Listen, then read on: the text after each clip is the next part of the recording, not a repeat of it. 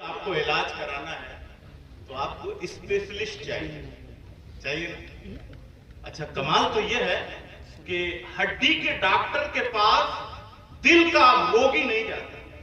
وہ ڈاکٹر ہے لیکن صاحب مجھے ہڈی کا علاج کرانا ہے تو دل کے ڈاکٹر کے پاس کیوں جائیں؟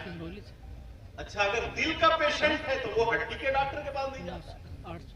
آنکھ کا جو اسپیشلسٹ ہے, ہم کو آنکھ میں پریشانی ہے تو ہم آنکھ والے کے پاس جائیں گے اور کسی دوسرے کے پاس نہیں جائیں گے. لیکن جب دین کا معاملہ آتا ہے تو ہر ایک اسپیشلسٹ بنا رہے ہیں. سب مفتی ہیں, ہم مفت کے مفتی ہیں, کوئی پوچھ کے دیکھے ہر فتویٰ بتائیں گے شریعت کے سوا. اور آج کل صاحب لوگ انٹرنیٹ سے دین سیکھ رہے ہیں. انٹرنیٹ سے کوئی انجینئر مرزا کو سن رہا ہے, کوئی طارق مسعود کو سن رہا ہے, کوئی طارق جمیل کو سن رہا ہے, کوئی ذاکر نائک کو سن رہا ہے, اور سب اپنے گھر میں آ کے فتویٰ دیتے ہیں ابا کا طریقہ غلط تھا, اماں کا طریقہ غلط تھا, اور پھر نئی نئی چیزیں ہمارے گھروں میں آتی ہیں. میں عرض کرنا چاہتا ہوں کہ ان تمام جھگڑوں میں الجھنے سے پہلے میرے نوجوانوں اپنے آقا کی زندگی پڑھو, صحابہ کا کردار دیکھو. اگر آپ حقیقت میں پڑھ لیں گے تو پھر کبھی گمراہ نہیں ہوں, کبھی گمراہ نہیں. ہماری قوم کا المیہ یہ ہے کہ یہ پڑھنا نہیں جاتی, نہیں پڑھنا چاہیے, اور علماء کی صحبت بھی اختیار نہیں کرنا چاہیے. ہم یہ سمجھتے ہیں کہ وہ جلسے میں بیٹھ گئے, رات بھر کام ہو گیا, جنت کا ٹکٹ مل گیا, اب کیا ضرورت ہے پڑھنے پڑھانے کی. لقد کان لکم فی رسول اللہ اسوۃ حسنہ, تمہارے لیے تمہارے رسول گرامی وقار صلی اللہ تعالی علیہ وسلم کی زندگی بہترین نمونہ عمل ہے. زندگی کے جس شعبے میں تمہیں اپنی زندگی میں کسی کی رہنمائی چاہیے تو تمہیں کسی غیر کے دروازے پہ جانے کی ضرورت نہیں ہے. زندگی کے ہر شعبے میں اگر اس کائنات کی سب سے کامل ترین ذات دیکھنا ہے تو محمد عربی کی ذات ہے. سرکار کی ذات آپ کی زندگی میں ہر موڑ پر آپ کی رہنمائی کے لیے تیار ہے. لیکن آپ پڑھیے تو پہلے ہمیں رامائن پوری یاد ہے. اگر ہم قصہ بتائیں اور کہہ دیں کہ سیتا کس کا خالو تھا تو آپ ہماری اصلاح کریں گے کہ حضرت سیتا خالو نہیں تھا, وہ تو رام کی بیوی کا نام. مہا بھارت کی گاتھا آپ کو یاد ہے, رامائن کے قصے آپ کو یاد ہیں, لیکن نہیں یاد ہے تو رسول اللہ کی زندگی نہیں یاد. آقا کے والد کا نام پوچھ لیا جائے, اچھے اچھے لوگ کو پسینہ چھوٹ جائے. کلمے کا ترجمہ پوچھ لیجئے, صاحب نہیں بتا پا رہے ہیں مسلمان. تو اب میرے عزیزوں یہ پریشانیاں اور یہ جو آفتیں ہیں اور یہ تمام مسائل کا جو انبار ہمارے سامنے لگا ہوا ہے, اس میں کہیں نہ کہیں ہماری کوتاہی ہے. حضور کی زندگی پڑھیے. میرے آقا سرور کائنات صلی اللہ تعالی علیہ وسلم نے جس ماحول میں دین کی دعوت دی, آج تو آپ نے ہمارے لیے ممبر سجایا, نعرے لگائے اور عقیدتوں کا پھول میرے پاس پیش کیا, اور مجمع لگا کے سب کو بلا کے ساری تیاریاں کر کے میرے سامنے بٹھا دیا اور کہا حضور اب آپ پیغام پہنچا دیا. اب میں نے پہنچا دیا تو کون سا کمال کیا؟ کمال تو جب ہے کہ لوگ باتیں سننے کے لیے تیار ہیں, لوگ اپنے کان میں روئیاں ڈال کے گھومتے تھے کہ کہیں پیغمبر اعظم کی بات نہ سننا پڑے. اس دور میں میرے آقا نے دین ہم تک پہنچا دیا. اور صاحب دین اتنی آسانی سے نہیں پہنچا. ہم مسلمان کے گھر پیدا ہوئے, ماں باپ نے ہمارا اسلامی نام رکھ دیا, ہم سمجھ لیے کہ ہم مسلمان ہیں. مشقت سے پہنچا. جب میرے آقا نے فاران کی چوٹی سے اعلان کیا نا کہ اے لوگوں جن پتھروں, اچھا کمال تو یہ تاریخ پڑھیے, جب حضور نے دین کی دعوت دی تو سب سے پہلے کیا کیا؟ سب سے پہلے اپنی کیریکٹر کی ضمانت دی. پتا چلا کہ دنیا میں جتنے بھی دائی لوگ ہیں جو مبلغ بننے کا دعویٰ کرتے ہیں, انہیں اپنا کیریکٹر ٹھیک کرنا پڑے تب ان کی دعوت بااثر ہوگی. میرے آقا کے سامنے تا حد نگاہ مجمع ہے. حضور پوچھتے ہیں لوگوں مجھے پہچانتے ہو؟ سارے مجمع نے کہا ارے آپ کو کون نہیں پہچانتا، آپ کو کون نہیں پہچانتا، آپ محمد ابن عبداللہ ہیں۔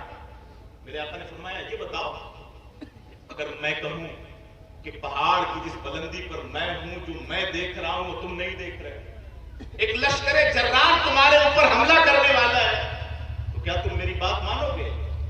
پورے مجمع نے کہا ہے محمد ابن عبداللہ، کبھی بھی ہمارے کانوں میں آپ کی زبان مبارک سے جھوٹ کے الفاظ نہیں سنے۔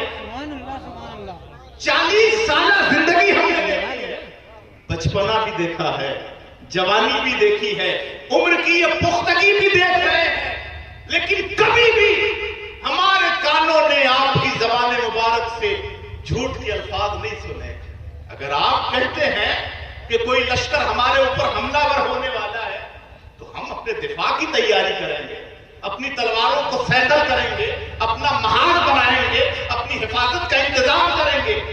حضور فرماتے اچھا یہ بتاؤ، میں نے 40 سالہ زندگی تمہارے درمیان گزاری ہے، کیا میں نے کبھی کسی کے مال میں خیانت کی ہے؟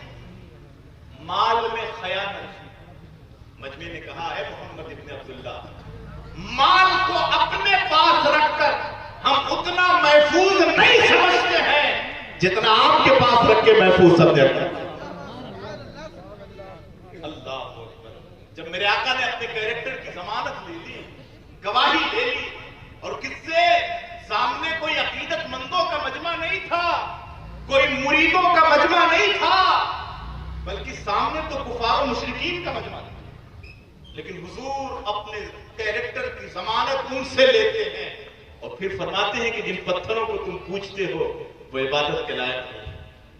یہ دعوت کا پہلا جملہ تھا جو میرے آقا نے اپنی قوم کے سامنے پیش کیا، اس ایک وحدہ لا شریک کی عبادت کرو جس نے مجھے پیدا کیا۔ نعرہ تکبیر، نعرہ رسالت، مسلک اعلیٰ حضرت حضرت علامہ مولانا الحاج منظور احمد صاحب قبلہ شہدہ، نعرہ تکبیر، نعرہ رسالت۔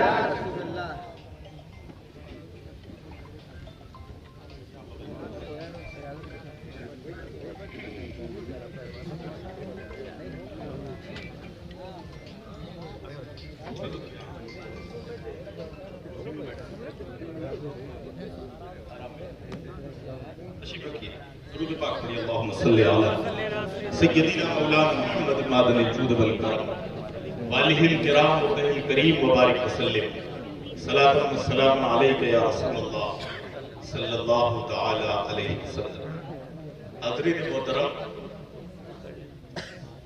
اس جلسے کے سرپرست حضرت علامہ شاہ منظور صاحب قبلہ دامت برکاتہ القدسیہ تشریف لا چکے ہیں، ان کے چہرے کی زیارت کریں، چند باتیں عرض کرنا ہو سماعت فرما۔ میں نے عرض کیا کہ حضور نے دعوت سے پہلے اپنے کیریکٹر کی ضمانت لی اور اس کے بعد دعوت پیش کی۔ جانتے ہیں دعوت کا جواب پتھر سے آیا، کنکروں سے آیا۔ جو ابھی آپ کی امانت کا، آپ کی صداقت کا خطبہ پڑھ رہے تھے وہ آپ کو برا بھلا کہنے، حالات اتنی تیزی سے چینج ہوئے، مکے کی زمین تنگ ہو گئی۔ حضور نے دعوت کا سلسلہ دراز فرمایا، طائف کی وادیوں میں میرے آقا نے دعوت دی، دعوت کا جواب وہاں بھی پتھروں سے آیا۔ مورخین تو فرماتے ہیں کہ اتنا پتھر جس میں ناظرین پر مارا گیا اور اتنا خون نکلا کہ پاؤں مبارک نالین مبارک میں چپک گیا۔ ہم خود کانٹا بھی نہیں چبھا ہے دین کی تبلیغ کے لیے، ابھی کچھ نہیں ہوا، کچھ نہیں بگڑا، لیکن پھر بھی ہمارا حال یہ ہے ناشکری کا کہ مت پوچھیے۔ حضور کے جسم مبارک سے نکلنے والا خون آپ کے پاؤں میں چپک گیا، اتنا خون نکلا تھا بدن سے، لیکن میرے آقا نے دعوت کا سلسلہ جاری رکھا۔ اور پھر وہ دن آیا کہ جب آپ کو حکم ہجرت ہوا، آپ نے مکہ چھوڑا اور مدینہ گئے۔ پھر چند ہی سالوں میں حضور پھر تشریف لائے عمرے کے ارادے سے۔ تاریخ کی کتابیں پڑھی، بڑا مختصر کر رہا ہوں، جہاں میں پہنچنا چاہ رہا ہوں سمیٹ رہا ہوں۔ حضور پہنچے اپنے صحابہ سے، حضور نے فرمایا چلو عمرہ کرتے ہیں۔ 1500 صحابہ کرام کے ساتھ میرے آقا نکلے اسی مکہ کی طرف جہاں سے آپ کو مجبور کر کے نکالا گیا، جہاں آپ کے ساتھیوں کو تپتی ہوئی ریت پر لٹا لٹا کے کوڑے مارے، جہاں کلمہ پڑھنے کی سزا یا تو موت تھی یا ملک بدر کیا جانا تھا۔ میرے آقا اپنے صحابہ کے ساتھ چلے، مکہ میں ہلچل ہے، محمد عربی آ رہے ہیں، دارالندوہ میں میٹنگ بیٹھتی، وہاں کا ایک دارالندوہ تھا جس میں بیٹھتے تھے، میٹنگ کرتے، کیا کیا جائے، محمد عربی چل چکے ہیں، آ رہے ہیں۔ کوئی کھڑا ہوتا اور کہتا کہ آ رہے ہیں تو فیصلہ کن جنگ ہو جائے، معاذ اللہ ان کا خاتمہ کر دیا جائے۔ کوئی کہتا کہ پہلے دیکھ لیا جائے کہ اسلحے کتنے ہیں، لوگ کتنے ہیں، الغرض باتیں چلتی رہی۔ آخر میں عروہ ابن مسعود ثقفی کا انتخاب ہوا، عروہ جاؤ حدیبیہ کے مقام پہ جاؤ اور دیکھو کہ ان سے جنگ کرنا چاہیے کہ نہیں کرنا چاہیے۔ عروہ گئے، اب میں پہنچ رہا ہوں بہت اہم جگہ، جا کے انہوں نے دیکھا صحابہ کا انداز غلامانہ دیکھا، حضور سے ان کی محبت دیکھی، حضور کے قدموں میں ان کا بچھ جانا دیکھا، حضور کے اشاروں پہ ان کا مچل جانا دیکھا۔ عروہ دیکھتے ہیں، حضور سے باتیں کرتے ہیں، کنکھیوں سے دیکھتے جاتے ہیں کہ جانثار ان کے ساتھ معاملات کیا کرتے ہیں۔ عروہ کا بیان ہے، فرماتے ہیں ما تنخم رسول اللہ صلی اللہ علیہ وسلم نخامتا الا وقعت فی کف رجل منہم فدلک بها وجهه وجلدہ۔ کہتے ہیں میں نے دیکھا کہ جب محمد عربی تھوکتے ہیں تو وہ تھوک زمین پر نہیں گرتا، ان کے جانثار سے ہاتھوں میں لے کر اپنے چہرے پہ مل لیتے۔ اب ایک بات میں آپ سے پوچھنا چاہتا ہوں، آج کل بار بار آپ سے پوچھا جاتا ہے کہ کہاں لکھا ہے، یہ آپ نے کر دیا کہاں لکھا ہے، یہ جلسہ کیا آپ نے کہاں لکھا ہے، یہ 11ویں کی آپ نے کہاں لکھا ہے۔ تو پہلا جواب تو اہل سنت کی طرف سے یہی ہے کہ یہ اہل سنت کی قسمت میں لکھا ہے۔ سبحان اللہ، سبحان اللہ۔ کیونکہ جو جس سے زیادہ محبت کرتا ہے اس کا ذکر بھی زیادہ کیا جاتا ہے۔ من احب شیئا اکثر، بہانے بنا بنا کے ذکر کرتا ہے۔ ہمارے گھر کوئی خوشی آئی ہے، بہانہ مل گیا، چلو بیٹھا جائے، حضور کا ذکر کر لیا۔ کوئی غم ہو گیا، اس غم کا مداوع کیا بنے، چلو حضور کا ذکر کیا جائے، دل کو تسلی ہو جائے۔ یہ تو ہمارے سنت کا طریقہ ہے۔ پوچھتے ہیں کہاں لکھا ہے، پکڑ کے لاؤ اور کہو یہ بتاؤ صحابہ جو تھوکتے ہیں، تھوک زمین پر نہیں گرتا، حضور جو تھوکتے ہیں تو تھوک زمین پر نہیں گرتا، صحابہ کے ہاتھوں میں گرتا۔ اور تھوک کیا میاں کھکھارتے ہیں تو وہ کھکھار بھی زمین پر نہیں گرتی، صحابہ اسے اپنے ہاتھوں میں لے کے چہرے پہ مل لیتے۔ حضور جب کچھ فرماتے ہیں تو جانثار ایسے بیٹھ جاتے ہیں جیسے ان کے سروں پر پرندہ بیٹھا ہو، اڑ جائے، اور وہ اپنی کنکھیوں سے یہ سب چیزیں دیکھتے رہے۔ گئے پھر دارالندوہ میں، مکہ میں میٹنگ ہوئی، کیا کیا جائے؟ عروہ نے کہا صلح کر لیا۔ عروہ جیسا مدبر، جہاں دیدہ سفیر جس نے دنیا دیکھی ہے، خلاف توقع مشورہ تھا، سرداران مکہ محو حیرت ہے، عروہ تم یہ بات کہتے ہو کہ ان سے صلح کر لی جائے؟ عروہ نے کیا کہا؟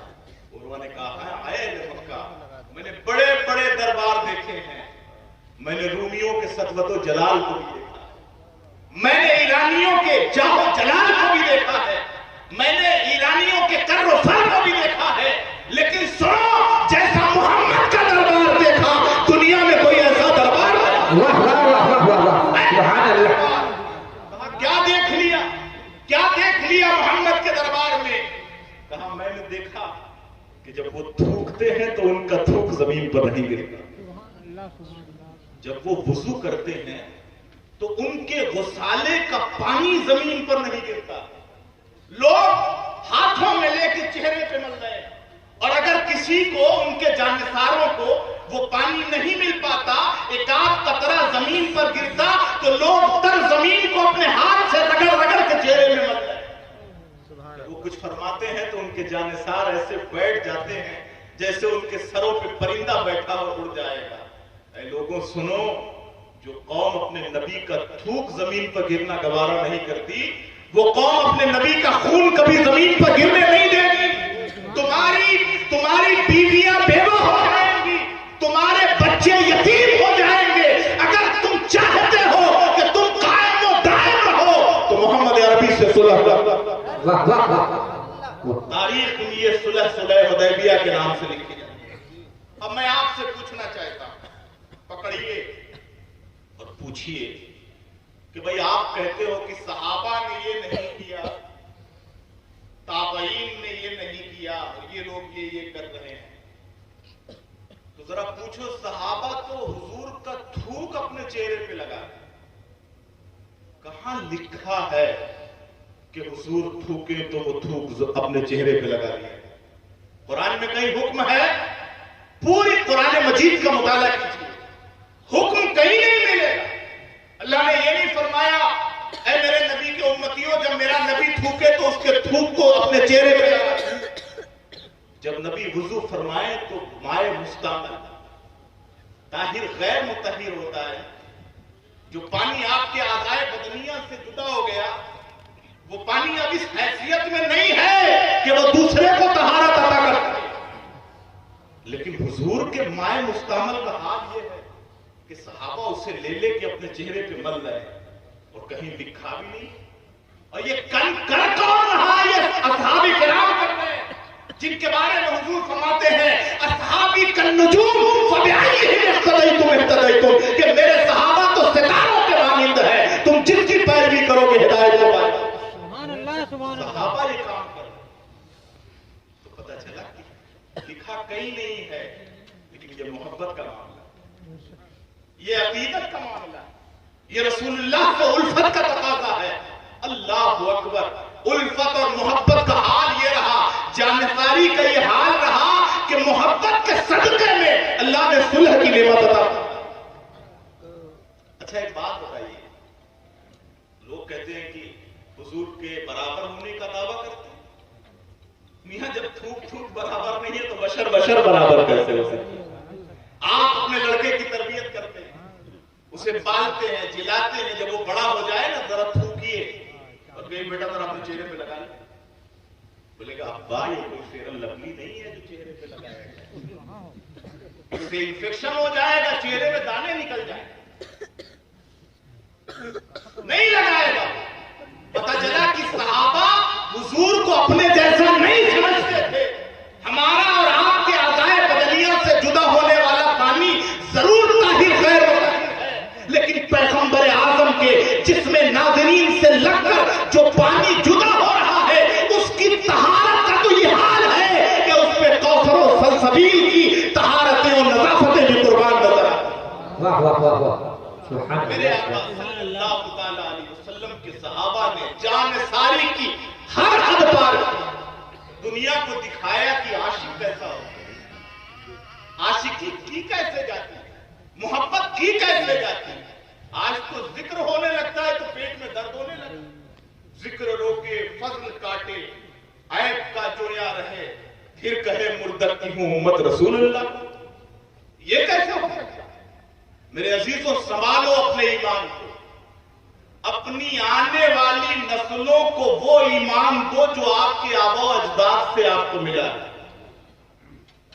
پاکستان کے بزرگ گزرے پیر جماعت علی شاہ فرماتے ہیں مکان نیا بناؤ گے چلے گا، دکان نئی نئی کھولو گے چلے گا، لیکن دین وہی چاہیے جو 1400 سال پرانا ہے، دین وہی چاہیے جو سرکار قریب نواز سے تمہیں ملا ہے، جو مخدوم پاک سے تمہیں ملا ہے۔ انجینئر مرزا کا دین لوگے تباہ ہو جاؤ، ذاکر نائک کا دین لوگے تباہ ہو جاؤ گے۔ دین وہ لو جو اللہ والوں کا دین ہے، جو غوث پاک کا دین ہے، جو خواجہ اجمیر کا دین ہے۔ اچھا ایک بات اور ذکر کر دیں، آج کل 11ویں کے مہینے میں بڑا اعتراض چلا، آپ لوگ غوث اعظم کیوں کہتے ہیں؟ ہمارے پاس ایک نوجوان آیا، کہا حضرت صاحب نے مجھ سے پوچھ لیا کہ آپ لوگ غوث اعظم کیوں کہتے ہیں؟ غوث اعظم تو اللہ ہے، شرک کرتے ہیں. اب بیچارہ سیدھا سادہ آدمی, اسی لیے میں کہتا ہوں کہ اپنے گھر کے بچوں کو کم از کم دین کی بنیادی چیزیں تو بتائیے, تاکہ وہ جہاں جائے اپنے ایمان اور عقیدے کی حفاظت کرے. جہاں بھی جائے تو اس کو سمجھایا کیا گیا؟ غوث کا معنی مددگار, فریاد رس. اعظم کا معنی بہت بڑا, بہت زیادہ. غوث اعظم کا معاملہ جو بہت زیادہ فریاد رسی کرنے والا ہے, اس کو بتایا گیا کہ یہ بتاؤ, مددگار تو اللہ ہے, سب سے بڑا مددگار تو وہی ہے. یہ سنی لوگ غوث اعظم پیر اخیرہ میں پیر کو کہتے ہیں, یہ تو کھلا شرک کرتے ہیں. بیچارہ بڑا سہما ہوا تھا. میں نے کہا ہاں یار یہ تو تم کو سمجھا دیا, لیکن ایسا نہیں کہا, حضور تو سمجھائیے کیسا ہے. ہم نے کہا یہ بتاؤ ابو بکر کا کیا لقب ہے؟ کہتے ہیں صدیق اکبر. اچھا عمر کا کیا لقب ہے؟ کہتے ہیں فاروق اعظم. ہم نے کہا صدیق کون ہے اور وہ بھی اکبر سب سے بڑا صدیق کون ہے؟ یہ اللہ تعالیٰ. پھر ابو بکر کو صدیق اکبر کہنا کیسا ہے؟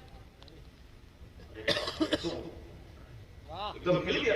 اب کیا اور امت کہتی چلی آئی ہے, آج بھی کہہ رہی ہے, اور انشاءاللہ صبح قیامت تک کہے گی. فاروق اعظم, فاروق کس کو کہتے ہیں؟ جو حق و باطل کے درمیان امتیاز کرنے والا, اور حق و باطل کے درمیان سب سے زیادہ امتیاز کرنے والا کون؟ سب سے بڑا تو آپ کہیں گے اللہ. تو پھر عمر کو فاروق اعظم کیوں کہہ رہے ہیں؟ جو جواب وہاں کو وہی جواب ہم یاد ہے. سمجھایا میں نے, دیکھو یہ امتیوں کے درجات ہیں. یہ رسول اللہ کی امت میں یہ درجے ملے ہیں اللہ کی طرف سے بندوں امتیوں کو. کون سے درجے؟ یعنی رسول اللہ کی امت ہے, حضرت ابو بکر سے بڑا کوئی سچا نہیں ہے, اس لیے آپ کو صدیق اکبر کہا. اور رسول اللہ کی امت میں حق و باطل کے درمیان سب سے زیادہ فرق کرنے والی ذات حضرت عمر کی ذات, اس لیے انہیں فاروق اعظم کہا. ایسے درجات بنے ہیں. غوثیت ایک مرتبہ ہے, قطبیت ایک مرتبہ ہے, ابدالیت ایک مرتبہ ہے. ان مرتبے پہ فائز لوگوں میں جو غوثیت عظمیٰ کا درجہ ہے, جو غوث اعظم کا درجہ ہے, وہ شیخ عبد القادر جیلانی کے, اس لیے ان کو شیخ, ان کو غوث اعظم کہا. آزاد ہو گئی, سمجھ میں آ گیا. تو میرے عزیزوں, میرے دوستوں, اپنے لوگوں کو بچانے کی ضرورت ہے, سمجھانے کی ضرورت. دین سیکھنا ہے نا تو اپنے علماء سے ملیے. 5 سال آدمی MBBS کرتا ہے تو اسپیشلسٹ ہو جاتا ہے. وہ ڈاکٹر ہو گیا بھائی, MBBS ہو گیا, MD ہو گیا. اب آپ کو دوا لینا ہوتا ہے, بیچارہ جھولا چھاپ پہن رہا ہے آپ کے گاؤں میں, لیکن آپ دوا نہیں لیتے بھائی, جسم کا معاملہ. کہیں دوا الٹی سیدھی ہو گئی تو جسم تباہ ہو جائے گا, میں مر سکتا ہوں, یہ ڈر ہے نا آپ کے پاس. آپ 200 کلومیٹر کا سفر طے کرتے ہیں, کہاں جاتے ہیں؟ بنارس جاتے ہیں علاج کرانے کے لیے, اسپیشلسٹ ملنا ہے. لیکن دین خود سیکھ لیے. اپنے علماء سے ملیے, ان بزرگوں سے ملیے, ان کی بارگاہ میں آئیے. علم انٹرنیٹ پہ نہیں ملتا ہے, بلکہ بزرگوں کی جوتیاں سیدھی کرنے سے ملا ہے. ان کی بارگاہ میں آئیے. عزیزان ملت اسلامیہ, اور رسول اللہ کی سیرت کا مطالعہ کیجیے. حضور کی سیرت پڑھیں گے, آپ کے جتنے بھی عقائد ہیں اہل سنت کو, آپ کو پتا چلے گا کہ اہل سنت کے جتنے عقیدے ہیں سب رسول اللہ کی زندگی میں ملتے ہیں, سب صحابہ سے ثابت. کہیں میں گیا تو وہاں پوچھا کہ یہ سامنے رکھ کے آپ لوگ فاتحہ کہاں کرتے ہیں؟ ہم نے کہا بھائی ہر محترم چیز سامنے ہی تو رکھی جاتی ہے. بھائی کہاں لکھا ہے, کہاں لکھا ہے کہ سامنے رکھ کے فاتحہ کرنا چاہیے؟ اب جو بیچارہ پری ڈیسائیڈڈ ہے اور پہلے سے یہ تیار ہو گیا ہے کہ ہم کو انکار ہی کرنا ہے تو مانے گا ہی نہیں. لیکن جو حقیقت کو جاننا چاہتا ہے وہ سنے. میں نے کہا حدیث پڑھو, حدیث پڑھو, پتہ چلے گا.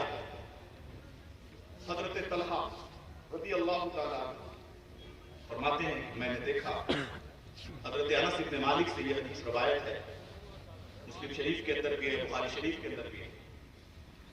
حضور کے چہرے پہ نقاہت کے آثار دیکھے کہ حضور بھوکے لگ رہے ہیں, اپنے گھر آئے, اپنی بیوی ام سلیم سے پوچھا ہے ام سلیم گھر میں کچھ ہے؟ انہوں نے پورے گھر کا جائزہ لیا تو تھوڑا سا جو ملا، اس کو کوٹا اپنے ہاتھ سے، اس کی روٹیاں بنائی، 2 4 5 6 روٹیاں جو بھی اسے اپنے دوپٹے میں لپیٹا اور حضرت انس کے حوالے کیا، ایسے لے جاؤ حضور کی بارگاہ میں دے آؤ۔ حضرت انس گئے حضور کی بارگاہ، دور سے میرے آقا نے حضرت انس کو آتے ہوئے دیکھا، حضور نے فرمایا انس روٹیاں لے کے آئے؟ ابو طلحہ نے بھیجا؟ کس نے بتایا؟ حضور وہ ہے جو دل کی باتیں جان جاتے ہیں۔ بندہ مٹ جائے نہ آقا پہ وہ بندہ کیا ہے، بندہ مٹ جائے نہ آقا پہ وہ بندہ کیا ہے، اور بے خبر ہو جو غلاموں سے وہ آقا کیا ہے۔ حضور تو باخبر ہے، ہمارے اور آپ کے احوال کی بھی حضور کو خبر ہے کہ بیرحم کی سرزمین پر میرے عشاق بیٹھ کے میرا ذکر کر رہے ہیں، حضور کو اس کی بھی خبر ہے، اور حضور کا ذکر سن کے کس کا قلب کشادہ ہو رہا ہے حضور کو اس کی بھی خبر ہے، اور کس کا منہ کالا ہو رہا ہے حضور کو اس کی بھی خبر ہے۔ بندہ مٹ جائے نہ آقا پہ وہ بندہ کیا ہے، اور بے خبر ہو جو غلاموں سے وہ آقا کیا ہے، حضور کو خبر ہے۔ حضور فرماتے ہیں انس لوٹ جاؤ اور جا کے طلحہ سے کہہ دو، ابو طلحہ سے، کہ ہم خود آ گئے۔ اور آپ نے اپنے صحابہ میں اعلان فرمایا، اے میرے صحابہ چلو ابو طلحہ کے گھر دعوت ہے۔ سب چل گئے، کتنے تھے؟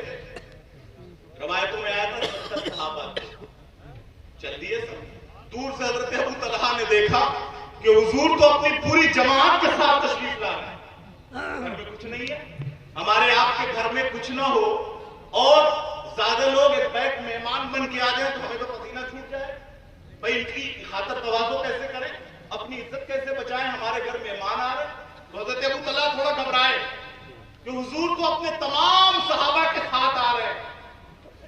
حضرت ام سلیم نے کہا کہ میرے آقا میرے سردار گھبرائیے مت، جو لے کے آ رہے ہیں انہیں خوب پتا ہے کہ ابو طلحہ کے گھر میں کیا ہے، سبحان اللہ سبحان اللہ، انہیں خوب معلوم ہے کہ ابو طلحہ کے گھر میں کیا ہے۔ حضور آئے اپنے جانثاروں کو لے کر کے بیٹھ گئے، ان روٹیوں کو اس میں گھی لگایا گیا، اس کا ملیدہ بنایا گیا، حضور کی بارگاہ میں پیش کر دیا گیا۔ روایت میں آتا حضور نے اسے سامنے رکھا، ثم قال فی، پھر حضور نے اس میں کچھ پڑھا، سامنے رکھ کے کھانا۔ اتنی روایت تو کافی ہے نا بھائی سامنے رکھنے کے لیے، حدیث میں اتنا ثبوت ہے، حضور نے سامنے رکھا اور پھر حضور نے پڑھا ثم قال فی، حضور نے اس میں کچھ پڑھا، قرآن پڑھا ہوگا، دعا کی ہوگی۔ اب ہم سامنے رکھ کے پڑھ لیں تو بھائی کھانا حرام ہو جائے، یہ تو ہم نے حضور سے سیکھا۔ اور حضور نے دعا فرمائی اور اس کے بعد ارشاد فرمایا کہ 10 آتے جاؤ کھاتے جاؤ، 10 صحابی آتے شکم سیر ہو کے کھاتے چلے جاتے، پھر 10 آتے وہ کھاتے وہ چلے جاتے، پھر 10 آتے وہ کھاتے وہ چلے جاتے، سب نے کھا لیا۔ میرے آقا نے حضرت ابو طلحہ کو بھی کھلایا، تم بھی کھا لیا، خود بھی کھایا اور پورا کا پورا کھانا بچا رہ گیا۔ میرے آقا فرماتے ہیں ابو طلحہ تم اپنی روٹیاں اٹھا لو، ہم نے تمہارا کچھ نہیں کھایا، ہمیں تو ہمارے رب نے کھلایا، ہمارے رب نے کھلایا۔ اللہ اکبر، یہ شان ہے میرے آقا کی۔ حضور کی زندگی پڑھیے، حضرت ابو ہریرہ کہتے ہیں حدیث میں، حضرت ابو ہریرہ کہتے ہیں کہ مجھے بھوک کئی دن سے لگ گئی، ہم لوگ اصحاب صفہ میں سے تھے، چبوترے پہ بیٹھتے تھے، کوئی کچھ دیتا تھا تو کھا لیتے تھے، کماتے تو تھے نہیں، ہمارا کام کیا تھا کہ ہم حضور کے ہمہ وقت آس پاس رہتے تھے اور حضور سے کچھ سیکھنا چاہیے۔ جب حضور آتے ہم بیٹھ جاتے آپ کے پاس، جو حضور ہمیں کچھ سکھاتے اور کہیں سے کچھ آتا تو ہم کھا لیتے۔ فرماتے ایک بار ایسا ہوا کہ کہیں سے کچھ نہیں آیا، خودداری ایسی تھی کہ مانگ بھی نہیں سکتے تھے، نہیں بھائی ہٹ جائیں گے تو جگہ یہ خودداری ہونی چاہیے، اسی لیے تو نہیں ہٹ رہے لیکن آج کل سب سے زیادہ بھکاری ہماری قوم میں پائے جاتے ہیں۔ نہیں ہو گئے، جس قوم کو خودداری سکھائی گئی، جس قوم کو دینے کا سلیقہ سکھایا گیا، جس قوم میں زکات جیسا اعلیٰ نظام عطا کیا گیا، اس قوم آج کے دور میں سب سے زیادہ بھیک منگی نظر آتی ہے۔ کچھ تو پروفیشنل مانگنے والے، بڑے اچھے خاصے ہٹے کٹے مانگ کے اپنے بینک بیلنس بنا رہے ہیں۔ कि गैरत ने इजाजत न दी कि किसी से कुछ मांगा जाए, कुछ कहा जाए। फरमाते कि आके मस्जिद नबवी के दरवाजे पे खड़ा हुआ कि कोई देखेगा, मेरे हालात से वाकिफ होगा, मेरे चेहरे से अंदाजा करेगा कि मैं भूखा हूं। फरमाते देखा हजरत उमर आ रहे हैं, मैंने उनको सलाम किया, एक मसला पूछा, उन्होंने मेरे सलाम का जवाब दिया और मसला बता दिया। और ये नहीं पूछा कि अबू हुरैरा क्यों खड़े हो, क्या वजह है, किस चीज ने तुम्हें यहां लाके खड़ा किया, मस्जिद में दाखिल हो। लाला लोग आया। फरमाते फिर देखा हजरत सिद्दीक़ अकबर आ रहे, पूछा इनसे कुछ बात दराज करूं, गुफ्तगू आगे बढ़ाओ। फरमाते हैं कि मैंने हजरत अबू बकर सिद्दीक को भी सलाम किया, मसला पूछा, उन्होंने सलाम का जवाब भी दिया, मसला भी बताया, लेकिन ये नहीं पूछा कि भूखे हो क्यों खड़े हो, वो भी चले गए। फिर फरमाते हैं कि मैं खड़ा रहा तो मैंने देखा कायनात का दूल्हा आ रहा है, गमगुसारों का गमगुसार आ रहा है, गरीबों का मसीहा और ताजदार आ रहा है। मैंने देखा हुजूर तशरीफ ला रहे हैं, मैंने हुजूर की बारगाह में बढ़ के सलाम किया, सोचा कि अब तो ये मेरे आका हैं, इनसे कुछ कह दूंगा। फरमाते हैं कि कहने से पहले हुजूर बोल पड़े, अबू हुरैरा भूखे हो, भूख ने तुम्हें यहां खड़ा किया है। अर्ज किया या रसूलल्लाह मसला ही यही है। तो कहा चलो मेरे घर चलो। हुजूर घर ले गए और घर का हाल क्या है, फरमाते हैं कि कुछ है, आवाज आई कि आपके लिए हदियतन दूध आया हुआ है, दूध का एक प्याला। हमारे यहाँ आदमी अगर प्रधान हो जाए ना तो 5 नस्ल खाए बैठे, वीआईपी आदमी हो जाए, कोई नेता हो जाए, विधायक हो जाए, एमपी हो जाए तो फिर पूछना ही नहीं है। यहां कायनात के मुख्तार हैं, कायनात के मुख्तार, दो जहां की दौलतें हैं उनके खाली हाथ हैं। पूछते कुछ है, आवाज है या रसूलुल्लाह हदियतन आपके लिए दूध आया है, कल ले आओ। हज़रत अबू हुरैरा फरमाते हैं कि मैंने वो दूध का प्याला देखा तो मेरी भूख की शिद्दत और बढ़ गई। मैंने सोचा हुजूर अब मुझे अता करेंगे और मैं पी लूंगा, लेकिन मेरे आका ने ये नहीं कहा कि अबू हुरैरा लो और पी लो।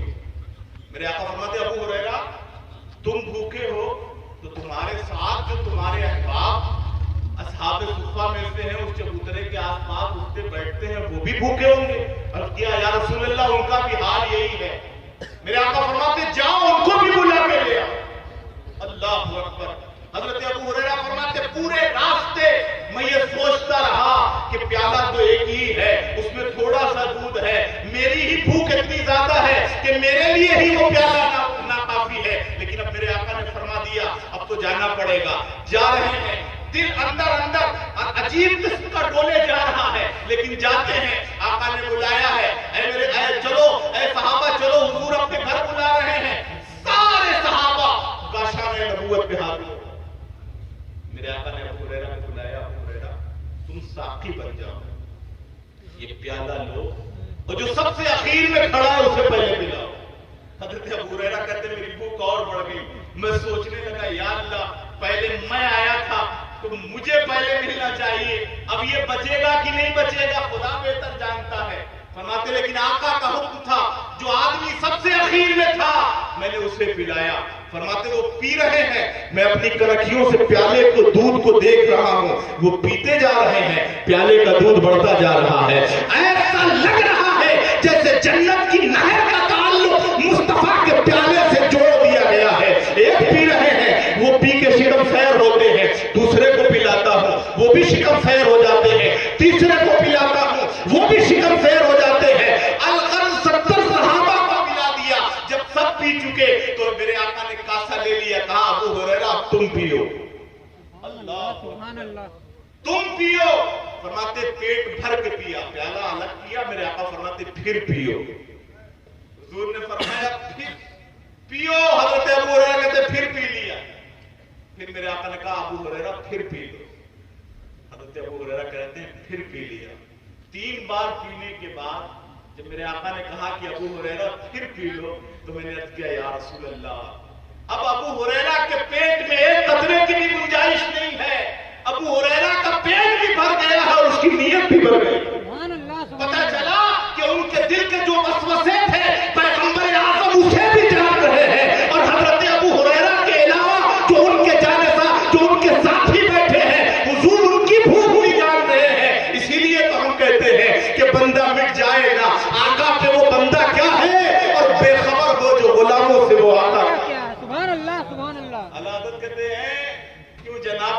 लैला, कैसा था वो जामे शीर जिससे 70 साहिबों का दूध से मुंह भर गए। अपने आका की जिंदगी पढ़िए। अगर आप अपने आका की जिंदगी पढ़ेंगे तो आपको पता चलेगा अल्लाह अकबर कि हमारे नबी की शान क्या है। नबी की शान पढ़िए, सहाबा की शान पढ़िए, फिर गुलामों की शान पढ़ते जाइए। आप देखते जाएंगे जैसे जैसे आपका इल्म बढ़ता जाएगा, आपका ईमान उतना मजबूत होता जाएगा। फिर आप न किसी जाकिर नाइक से बैठेंगे, न किसी इंजीनियर मिर्जा से बैठेंगे। इसीलिए मेरे अजीजों, मेरे दोस्तों, मैं गुजारिश करूंगा कि रसूलुल्लाह की सीरत पढ़िए, अपने माँ बाप का एहतराम कीजिए। एक साहब ने हमसे कहा, मैं आया यहाँ तो बच्चे बड़े नाफरमान हो गए हैं, बच्चे बड़े नाफरमान हो गए। हमने कहा भाई आपने उन्हें सिखाया क्या है? हमारे और आपके बच्चे नाफरमान क्यों होते जानते हैं? हमें भी देखना चाहिए कि हमने अपने वालिदैन की कितनी खिदमत की है। अगर आप अपने वालिदैन के फरमाबरदार रहे हैं और आप अपने वालिदैन की हर बात मानते रहे हैं तो यकीन जानिए कि आपके बच्चे नाफरमान नहीं होंगे। खिदमत कीजिए। कुरान कहता वला तकुल्लहुमा उफ्फिन वला तनहरहुमा। आज का बच्चा जिस सोसाइटी में रह रहा है, जिस माहौल में रह रहा है, जहां पढ़ रहा है, वहां कमाई का तरीका तो बताया जा रहा है कि पैसा कैसे खींचना है, ये तो सिखाया जा रहा है। कितना बड़ा पैकेज होगा ये तो बताया जा रहा है, लेकिन माँ बाप का अदब क्या होगा ये नहीं सिखाया जा रहा है। इंसान एक कामयाब तरीन इंसान कैसे बनेगा ये नहीं सिखाया जा रहा। इसलिए अगर ये सीखना है तो सीरत पढ़ना पड़ेगा। मेरे अजीजों, एक बात और रद्द कर देना चाहता हूं। अल्लाह अकबर, दीन कैसे पहुंचा हम तक? गौसे आजम का नाम हम लेते हैं, उनका जिक्र करते हैं, उनकी करामतें बयान करते हैं। मैं तो अपने लोगों से कहता हूं कि सिर्फ एक पहलू न बयान कीजिए गौसे आजम की करामत का, बल्कि उनकी जिंदगी का अमली पहलू भी बयान कीजिए। आज का हाल क्या है? हम दो महाज पे लड़ रहे हैं, दो महाज पे। एक महाज जो बदअकीदों का है, जो लोगों को अल्लाह वालों से दूर करते हैं, और एक महाज वो है जो अपनी शक्ल में लोग आते हैं। इसकी भी इस्लाह की जरूरत है। पता चला पनीवा बाबा निकले, लोग दौड़ गए, हड़ाला बाबा निकले, लोग दौड़ गए। अच्छा साहब, कमाल तो ये है, उलमाए किराम यहाँ बैठे हुए हैं, सबसे आसान बिजनेस आजकल यही हुआ है। जो आदमी हर जगह फेल है, बस वो बाबा बन गया। और जैसे ही बाबा बना, इतना कामयाब है कि मत पूछो।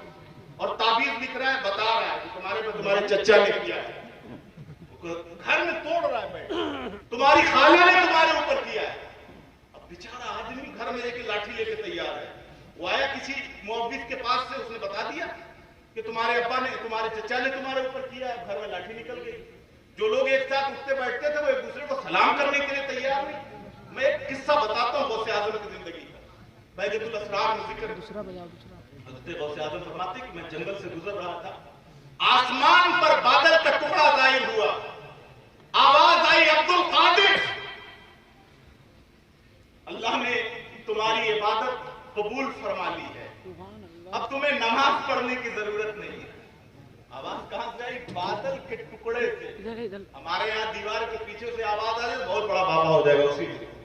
और बसे पर बसें आने लगी, कहीं बनारस से, कहीं यहां से, कहीं वहां लाइन लग जाएगी साहब। मत पूछिए, लोग अपनी जान दे देंगे उससे मिलने के लिए। क्या बोल रहा हूं? ये कोई नहीं देखेगा कि हम जिसके पास जा रहे हैं वो दीनदार है कि नहीं। कुछ तो साहब गैर मुस्लिमों के पास भी चले जाते हैं, अपने ईमान का सौदा करके चले आते हैं। किसी ने बता दिया कि फलाना तांत्रिक के पास चले जाओ, वो तुमको ठीक कर देगा, वहां पहुंच। अल्लाह अकबर, कैसा हमारा ईमान हो गया। अपने ईमान को मजबूत कीजिए। गौसे आजम की जिंदगी पढ़िए। गौसे आजम फरमाते हैं जब बादल के टुकड़े से ये आवाज आई तो मैंने अपने नफ्स से कहा, अब्दुल कादिर, मेरे आका मोहम्मद अरबी अरवाहुना फिदा जब रातों को इबादत करते तो पांव में वर्म हो जाता, पांव सूज जाता। अल्लाह फरमाता या अय्युहल मुज़म्मिल क़ुम अल-लैला इल्ला क़लीला, ऐ महबूब रातों को थोड़ा सो भी लिया करो, थोड़ा क़याम कम किया करो, थोड़ा सो भी लिया करो। मेरे महबूब की, पैगंबर आज़म की जब नमाज माफ नहीं हुई तो अब्दुल कादिर तुम किस खेल एक ही मूली हो कि तुम्हारी नमाज माफ हो जाए। फरमाते लाहौर पड़ा, बादल का टुकड़ा छट गया, आवाज आई अब्दुल कादिर तुम्हें तुम्हारे इल्म ने बचा लिया। मैंने कहा ओ नाहनजार, मेरे इल्म ने नहीं, मुझे तो मेरे परवरदिगार ने बचाया है, क्योंकि अल्लाह के महबूब बंदों पर तेरा दाव नहीं चलने वाला। आज़म की जिंदगी पढ़ी, करामतें पढ़ते हैं। शायद सादी कहते हैं कि मैंने मताफ में, किसी की रवायत जिक्र किया उन्होंने कि मताफ में एक शख्स को देखा गया कि वो कंकरियों के सर रख के रो रहा है और कह क्या रहा है, ऐ अल्लाह मुझे नाबीना उठाना, ऐ अल्लाह मुझे नाबीना उठाना, मैं तेरा सामना कैसे करूंगा, मैं तेरी बारगाह में हाजिर कैसे होऊंगा, ऐ अल्लाह मुझे नाबीना उठाना। और रोने का अंदाज ऐसा है कि जो उनकी आवाज सुनता है वो भी रोने लगता है। कभी कभी कोई रोने वाला इतने दर्द से रोता है ना कि हम लोग का दिल भी पसीज जाता है। तो फरमाते कि वो रोने वाला ऐसे दर्द से रो रहा था कि जो भी सुनता वो रोने लगता। तो किसी ने तसल्ली दी, ये काबा है, ये मताफ है, यहाँ दुआएं मकबूल होती हैं, सब खाओ, तुम्हारी दुआ अल्लाह की बारगाह में कबूल होगी। फरमाते हैं कि जब उस शख्स ने सर उठाया तो देखने वालों की चीखें निकल गई। वो कोई मामूली नहीं, वो शेख अब्दुल कादिर जिलानी, वो शेख अब्दुल कादिर जिलानी थे जो अल्लाह के हुजूर अपना सर रख के रो रहे थे। आज तो 5 दिन के नमाजी हो जाएंगे तो फतवा बांटेंगे और एक दूसरे का बताएंगे कि ये जन्नत में जाएगा कि नहीं जाएगा, ये जाएगा कि नहीं जाएगा। एक झगड़ा पहले था अहले सुन्नत का गैरों से, आज पीर दर पीर झगड़ा होता जा रहा है। जितने पीर, मैं किसी पीर का कोई मुखालिफ नहीं हूं। नारे तकबीर, नारे रिसालत, मसलके आला हजरत अल्लामा मौलाना मुफ्ती शमसुद्दीन साहब क़िबला। नारे तकबीर, नारे रिसालत।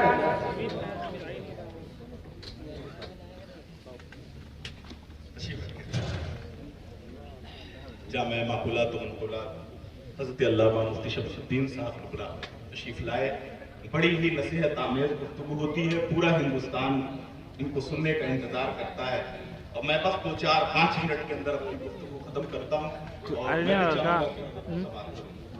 मैं करना चाहता हूँ, पहले झगड़ा था, बीच में खत्ते फासिल थी कि अहले सुन्नत है, ये बदअकीद है, इधर नहीं जाना।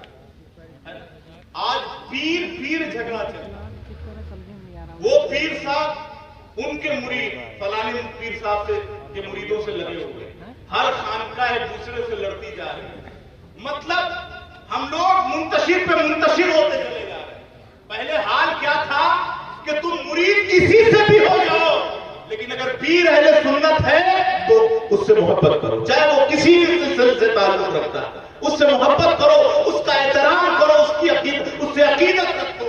मेरे अजीजों, मेरे दोस्तों, आज का हाल क्या है कि वो अपनी अलग जमात बनाए हुआ है, वो अपनी अलग जमात बनाए। इसलिए अगर हम चाहते हैं कि हम दुनिया और आखिरत में कामयाब हो तो अपने दिल के अंदर इस बात पर अहद कर लें आज कि कभी भी किसी पीर का किसी पीर से हम किसी पीर की कोई गुस्ताखी नहीं करेंगे और कभी मुरीदों के मामलात में हम नहीं पड़ेंगे, बल्कि हर अल्लाह वाले से मोहब्बत करेंगे। अल्लाह तबारक व तआला हम सब पर फजल फरमाए और रसूलुल्लाह की सीरत पर अमल करने की तौफीक अता फरमाए। तूफान नूह लाने से ऐश फायदा, दो बूंद ही काफी है अगर कुछ असर करे। वाखिरु कलिमाती अल्हम्दुलिल्लाहि रब्बिल आलमीन। अस्सलामु अलैकुम व रहमतुल्लाह।